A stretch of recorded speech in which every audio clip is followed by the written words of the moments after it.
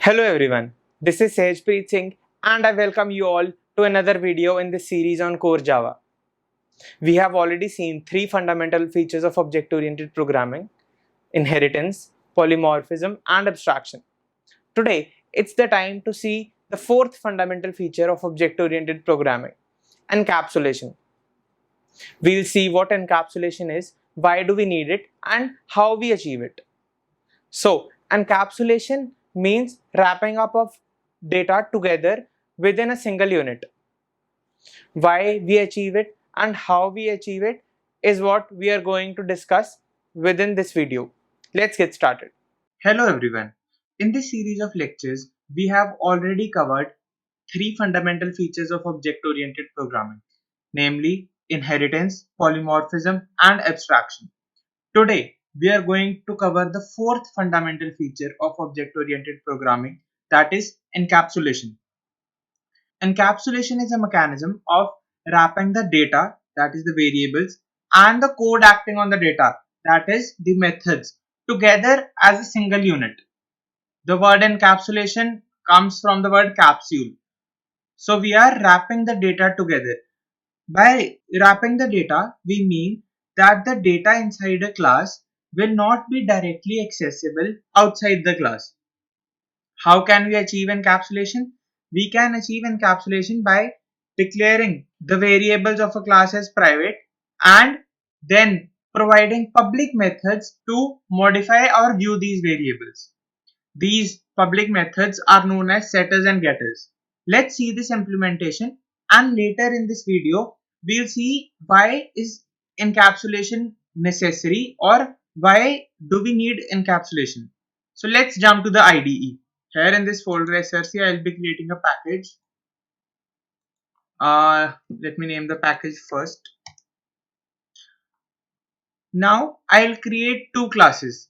One will be in which I'll be implementing encapsulation, and the other one will be my main class in which I'll be working with the other one. So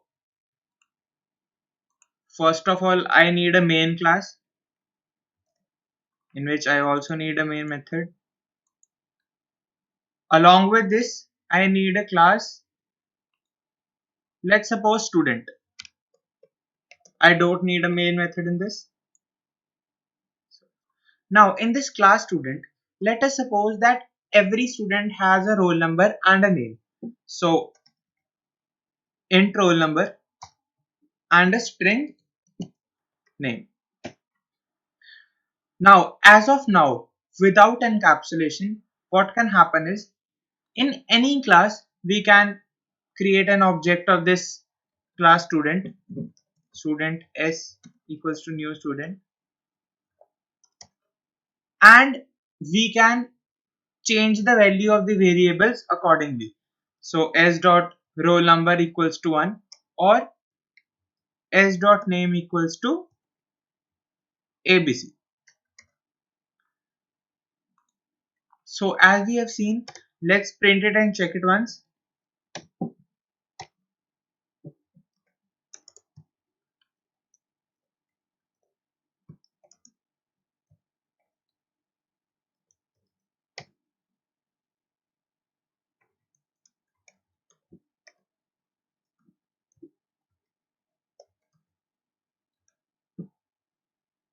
Let's run it. So we can clearly see that we were able to update the roll number and name in this, and our student class didn't even know that we have updated the values of that student.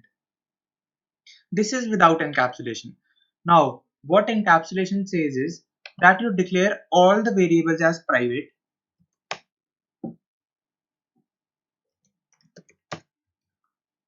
So now clearly we can't access them in our main class. It says the field student dot roll number is not visible because private variables are accessible only inside the same class. Hence this error is justified. But now we want to use those variables of student in our main class. How can we do that? We can do it using public methods known as setters and getters.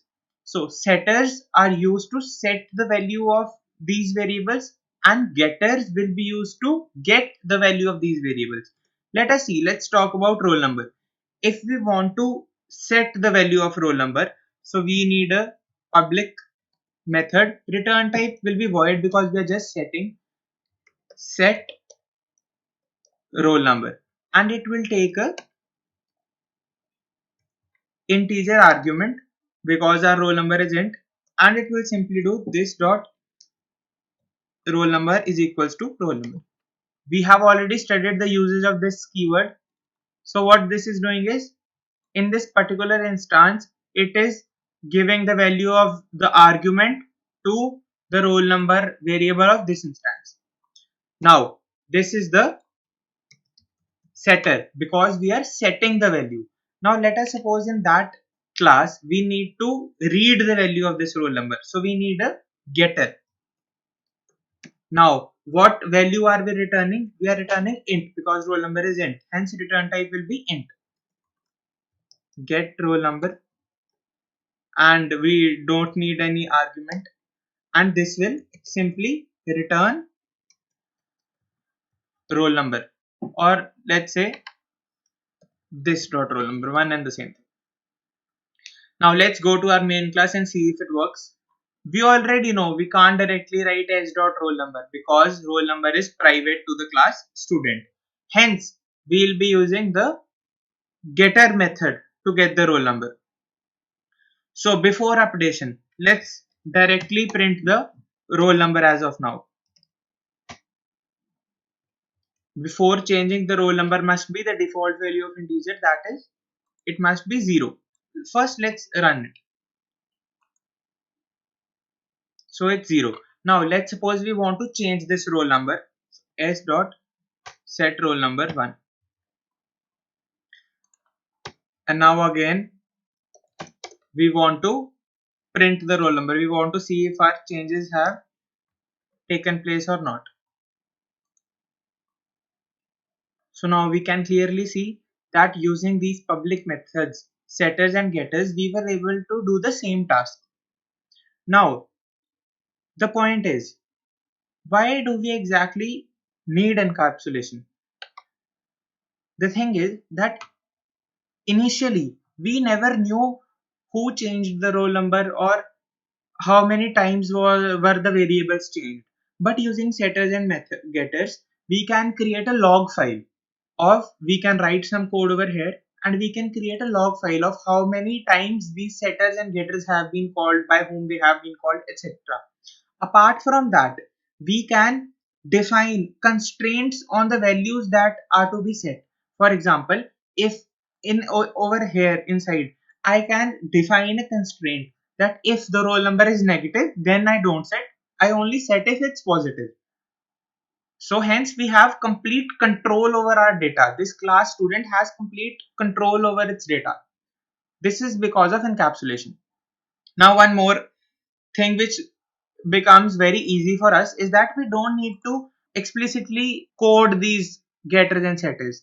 All the new IDs or all the famous IDs give us this feature of generating getters and setters. We can simply right click, we can go to source, and we can say generate getters and setters.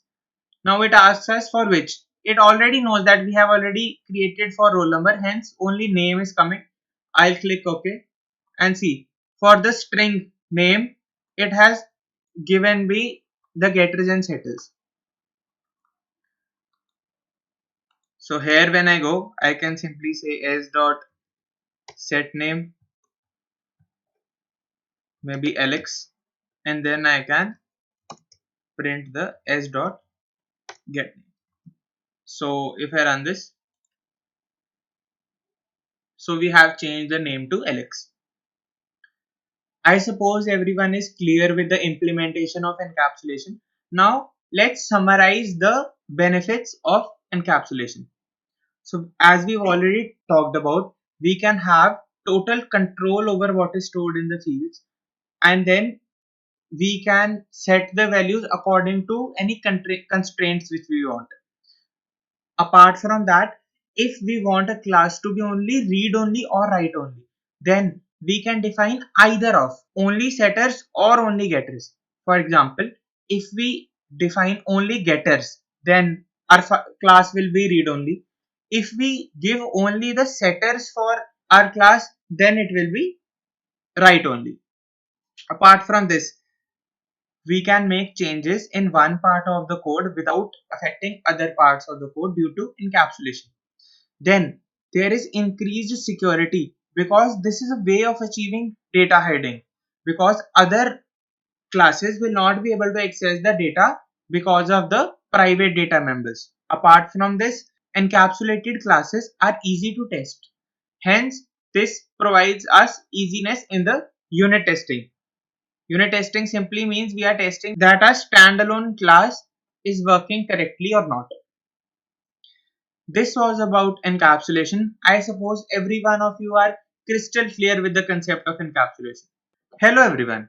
In this series of lectures, we have seen all the four fundamental features of object-oriented programming. Today, we are going to differentiate between abstraction and encapsulation. These are two of those four fundamental object-oriented programming features, which allow us to model real-world things into objects so that we can implement them in our code. Many a times we get confused between abstraction and encapsulation because they both look very similar.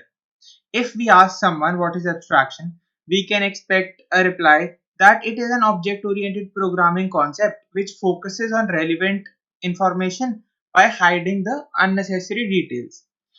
On the other hand, if we ask what is encapsulation, we can expect that it is an object-oriented programming concept which hides data from the outside world. Both the definitions are correct, as both abstraction and encapsulation hide something, but the difference is on intent.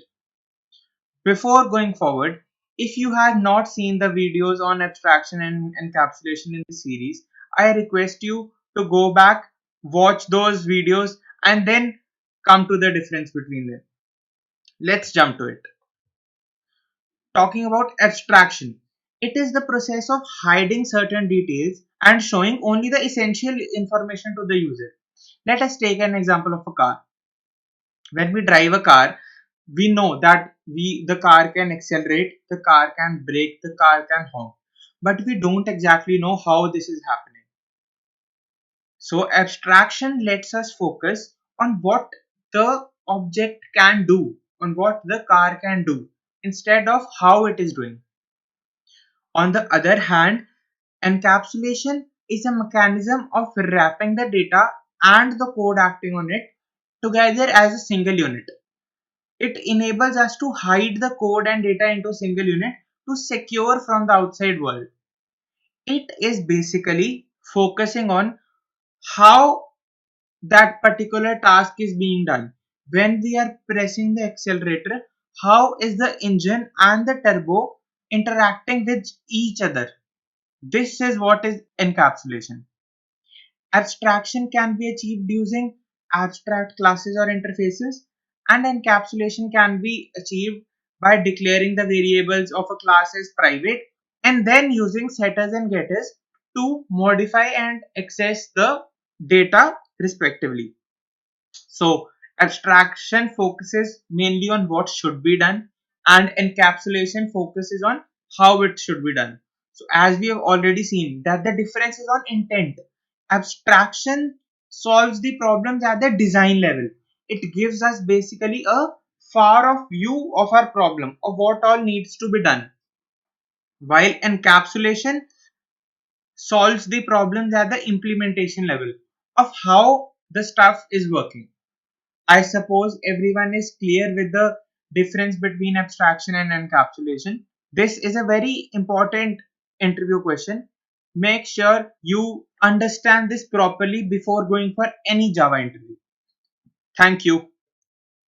If you like this video, subscribe to our YouTube channel and hit the bell icon to never miss a video from Upgrad.